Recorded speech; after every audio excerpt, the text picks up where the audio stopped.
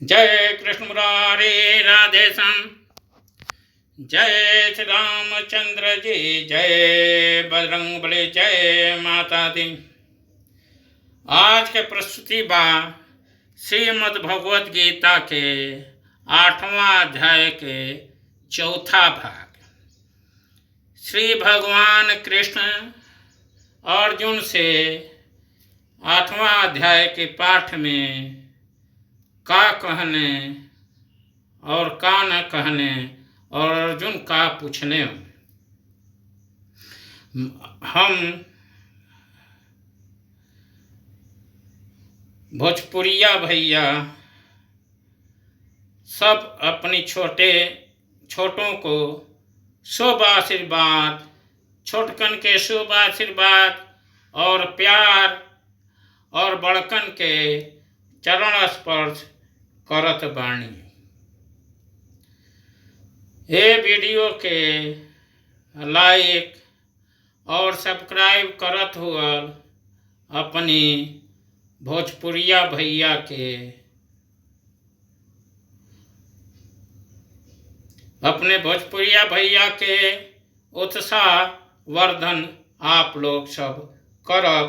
Towel जाओ आज के विषय में कि श्रीमद् भगवद गीता के 8वां अध्याय के चौथा भाग। जय कृष्ण मुरारी राधे श्याम। हे पार्थ, जिस परमात्मा के अंतर्गत सर्वभूत और जिस सच्चिदानंद घन परमात्मा से यह समस्त जगत परिपूर्ण है, वह सनातन अव्यक्त परम पुरुष जो अनन्य भक्ति से ही प्राप्त होने योग्य है। हे अर्जुन, जिस काल में शरीर त्याग कर गए हुए योगी जन तो वापस न लौटने वाले गति को और जिस काल में गए हुए वापस लौटने वाली गति को ही प्राप्त होते हैं, उस काल को अर्थात दोनों मार्गों को कहूँगा। अग्नि अभिमान जिस मार्ग में ज्योतिर्मय अग्नि अभिमानी देवता है, दिन का अभिमानी देवता है, शुक्ल पक्ष का अभिमानी देवता है और उत्तरायण के 6 महीनों का अभिमानी देवता है। उस मार्ग से में मरकर गए हुए ब्रह्मवेता योगी जन उपयुक्त देवताओं द्वारा क्रम से ले जाकर ब्रह्म को प्राप्त होते हैं।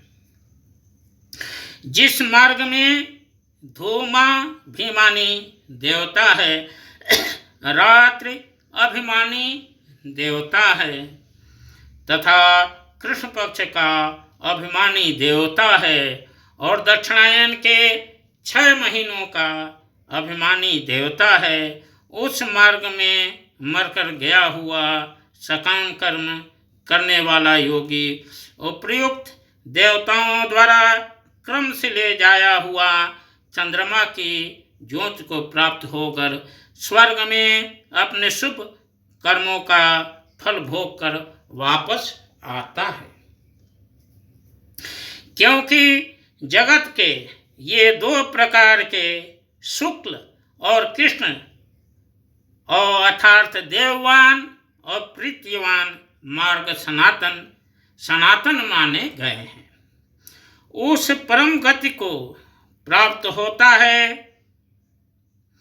इनमें देवयान और प्रीतियान मार्ग सनातन माने गए हैं।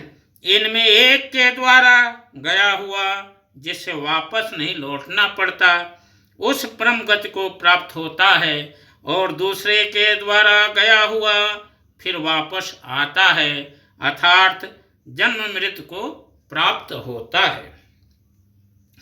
हे पार्थ, इस प्रकार इन दोनों मार्गों को तत्व से जानकर कोई योगी मोहित नहीं होता। इस कारण हे अर्जुन, तू सब काल में संबुद्धि रूप योग से युक्त हो, अर्थात निरंतर मेरी प्राप्ति के लिए साधन करने वाला हो। योगी पुरुष इस रहस्य को तत्व से जानकर वेदों के पढ़ने में तथा यज्ञ, तप और दानादि के करने में जो पुण्य फल कहा है, उन सबको निसंदेह उल्लंघन कर जाता है और सनातन ब्रह्मपद को प्राप्त होता है। इस प्रकार उपनिषद, ब्रह्म विद्या तथा योग शास्त्र रूप श्रीमद् भगवत गीता के श्री कृष्ण अर्जुन संवाद में अक्षर ब्रह्म योग नामक 8वां अध्याय संपूर्ण हुआ। जय कृष्ण मुरारी, राधे श्याम।